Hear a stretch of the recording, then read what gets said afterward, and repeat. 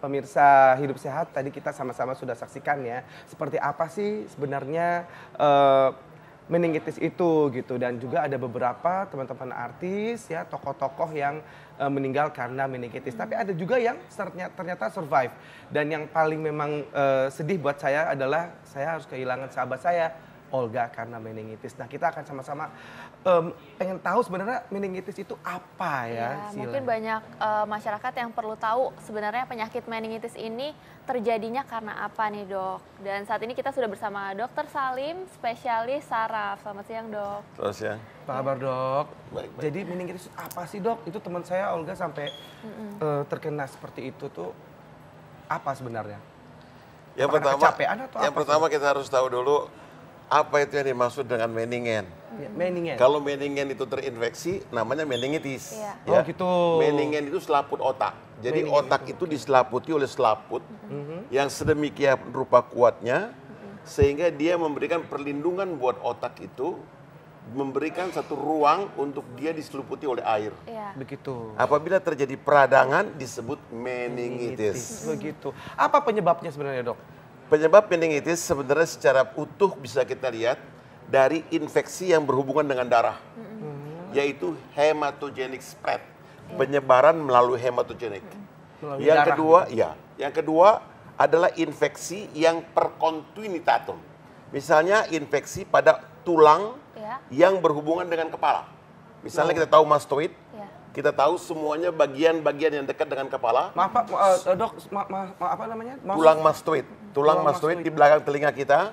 Itu ada dua tulang yang menonjol, yang berisi volume-volume udara.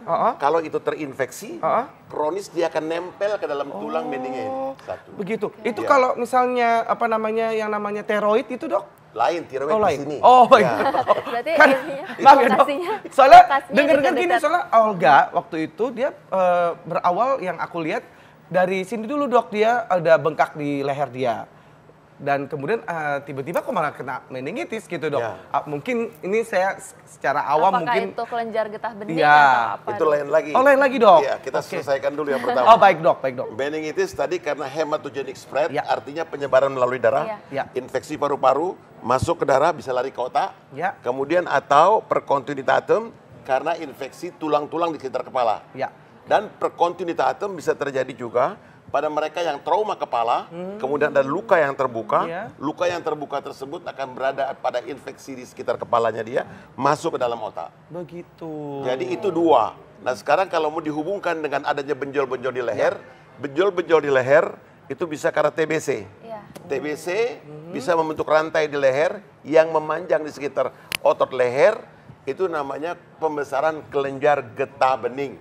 Pembesaran kelenjar getah bening ini apabila diikuti dengan adanya infeksi paru-paru, kemudian terjadi satu hematogenic spread, penyebaran ke dalam darah, maka akan terjadi meningitis yang lebih dahsyat daripada meningitis yang per continuitatum tadi. Oh, begitu. Berarti Karena ini, TBC. penyebab meningitis bisa karena TBC ya, Dok? Ya. Bisa juga ya karena Jadi- itu, dan tadi ternyata ada sedikit hubungannya ya dengan apa tiroid juga. Bukan Akhirnya- tiroid, bukan tiroid, kelenjar getah kelenjar bening. getah bening maksudnya, Dok, ya, Dok. Mohon maaf ya, Dok, kalau saya ini awam ya, Dok. Makanya ini saya mewakili masyarakat, Dok. Oh, jadi seperti itu ya, Dok ya. Iya. Mudah-mudahan nih pemirsa akhirnya mendapatkan pencerahan nih dari Ya, sini. ya. Oke, Dok. Ini ada mitos atau fakta yang terkait dengan meningitis. Yang pertama adalah oke, nggak jadi, Dok, belum. Kita lanjut lagi nih, Dok. Sabar, Dok. Ini Nih, kalau jadi- misalnya meningitis itu, Nah, ini, Dok, ada fakta atau mitosnya, Dok. meningitis adalah penyakit menular, mitos atau fakta, Dok? Meningitis adalah penyakit menular benar karena itu disebabkan oleh infeksi. Fakta berarti ya. Fakta. Oh. Tapi ini jangan-jangan nih nanti masyarakat jadi takut nih misalnya untuk Ada orang yang- menjenguk temannya yang terkena meningitis, itu bisa gak, Dok, misalnya menular dari minuman atau dari mana nih menularnya? Oke, meningitis itu tadi saya sudah katakan adalah infeksi di selaput otak. Ya. Selaput otak terinfeksi dapat disebabkan oleh bermacam-macam penyebab. Ya. Baik itu kuman, baik itu virus, Ya. baik itu parasit. Oke. Nah, sekarang tergantung dari daya tahan tubuh kita. Ah. Kalau itu penyakit disebabkan karena penyakit kuman, Ya. itu adalah karena satu infeksi yang ada di dalam kepala kita menyebar. Ya. Nah itu mau menular ke orang lain dengan cara apa? Nggak ada. Tetapi kalau TBC, maka akan menular sebagai contoh. kita punya mobil, tapi kita nggak pernah mengetahui driver kita kena infeksi paru apa tidak. Betul. Akhirnya Anda menderita TBC. TBC terinfeksi paru-paru, kemudian dia kena masuk dalam pembuluh darah. Jadilah meningitis. Begitu. Oke, berarti yang menular itu bukan meningitisnya, tapi penyakit lainnya ya dok? Jadi infeksinya ini yang bisa menyebar kepada tubuh Anda. Baik. Jadi kalau kita mau melakukan satu imunisasi untuk meningitis, kalau sekali suntik aja tidak mempunyai kekuatan apa-apa karena nggak ada booster kan. Baik, dok. Jadi kita harus ulang-ulang. Begitu. Jadi dengan demikian, berilah kekuatan pada daya tahan tubuh kita. Ya. Karena ada penyakit lain yang bisa menimbulkan daya tahan tubuh kita kurang. Misalnya penyakit HIV. Iya.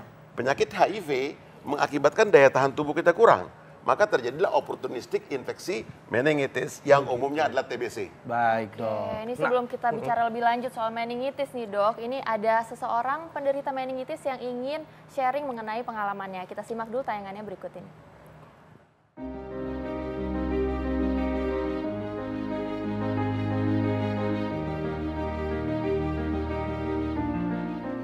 Nama saya Titiana Adinda, biasa dipanggil Dinda, usia saya 39 tahun. Sehari-hari saya bekerja sebagai editor di penerbitan buku anak. Akhir Desember saya operasi usus buntu. Lalu tanggal 6-nya saya ke dokter lagi karena masih pusing, masih suka panas badannya. Dokter memberi saya obat. Dan saya tetap mengkonsumsi obat itu sampai akhirnya gejala-gejala itu tidak surut gitu, masih panas dan masih pusing, dan saya lebih takut sama cahaya. Dan akhirnya saya kejang-kejang itu adalah ketika saya dilarikan ke rumah sakit. Saya kejang-kejang, tidak sadarkan diri, dan langsung koma. Kemudian saya juga diperiksa tes HIV ya, darahnya apakah saya terkontaminasi virus HIV kayak gitu. Ternyata saya benar meningitis, tapi HIV saya negatif. Tangan kanan saya dan kaki kanan saya kan lumpuh. Kemudian mata kiri saya rusak. Jadi double ya penglihatannya begitu. Ya pertama depresi, tapi alhamdulillah sekarang tangan saya sudah berfungsi dengan normal, yang kanan hanya tinggal kaki kanan saya yang masih lumpuh kayak gitu. Harus menjadi positif ya. Lalu saya biasa menulis kan. Kemudian jadi mempunyai waktu luang untuk menulis. Dari situ saya bertekad menjadi penulis. Lalu saya berhasil menerbitkan beberapa buku, judul buku. Dan ya alhamdulillah dari situ rezeki saya ada.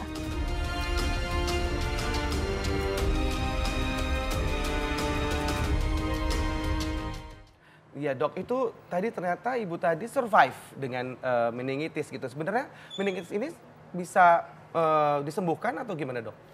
Meningitis itu bisa disembuhkan, meningitis nggak ada masalah. Yang meningitis itu kita lihat dulu penyebabnya apa. Ya. Meningitis itu kalau kita lihat ada meningitis serosa, ada purulenta. Iya.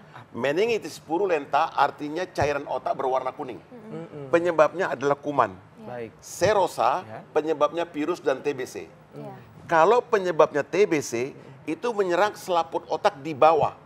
Oleh karena itu disebut meningitis basalis. Di bawah otak kita itu terdapat masuknya 12 saraf otak yang kita turun ke muka kita. Misalnya untuk gerakan mata kita ke atas, ke bawah, kiri, kanan, itu ada 4 saraf di situ. Nervus 3, 4, dan nervus 6. Ya. Kemudian wajah kita bergerak, begini nervus 7. Kita mengunyah makanan nervus 5 dan sebagainya. Nah, kalau meningitis itu TBC menyerang dasar tengkorak. Dengan menyerang dasar tengkorak, maka saraf kranial yang ada menembus serabut tersebut akan semuanya menjadi rusak. Sehingga survival menderita meningitis TBC jauh lebih sedikit daripada meningitis purulenta. Jadi kalau meningitis TBC misalnya dari 10 orang yang meninggal bisa 7 orang, 8 orang. Kalau purulenta mungkin yang meninggal 1 orang. Begitu. Jadi tergantung penyebabnya. Ya, gitu. ya, baik dok. Ya, baik, terakhir nih dok, tips-tips untuk masyarakat bagaimana caranya agar bisa tahu nih misalnya terkena meningitis di gejala yang paling awal supaya tingkat survival rate-nya nanti akan lebih tinggi. Gimana dok? Ya, yang penting yang pertama adalah kuatkan daya tahan tubuh Anda. Ya. Bagaimana menguatkan daya tahan tubuh Anda?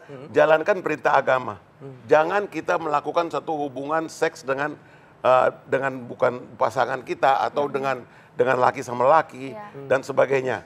Dan itu akan menimbulkan risiko timbulnya HIV. Ya. Yang kedua, jauhkan dari penggunaan dari narkotika. Ya. Penggunaan narkotika itu akan menggunakan jarum yang sama dan ini pun akan menyebarkan HIV. HIV akan menyerang sel-sel sehingga sel-sel daya tahan tubuh kita menurun. Nah, kalau apabila ini bisa dihindarkan, sekarang bagi mereka yang tidak terganggu seperti itu, maka kita harus meningkatkan dengan berolahraga. Berolahraga, kemudian mencek tubuh kita dari kesehatan selalu. Yang terpenting adalah penyakit TBC. Penyakit TBC saat ini besar sekali kemungkinannya untuk menyebar. Karena apa? Kita senang naik mobil pakai AC. Betul. Kita nggak pernah melakukan check up buat supir kita. Kita check up buat diri kita sendiri. Supir kita nggak pernah di check up. Ini kunci pertama. Baik. Anda naik mobil selamanya pasang AC. Iya. Dan udara di situ itu juga. Betul. Kalau supir Anda kena infeksi TBC yang terbuka, artinya mengandung kuman tahan asam di mulut, maka Anda bisa dipastikan terkena infeksi.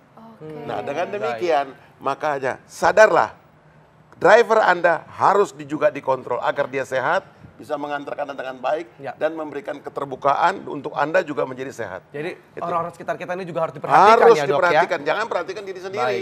Kalau Anda mau perhatikan diri Anda sendiri, Anda mau sehat, belum tentu Anda sehat. Betul. Oke, baik. Dok. Terima Terima kasih kasih, banyak, Dok. Terima kasih. Atas pencerahan yang luar biasa ini saya jadi ngerti, Dok.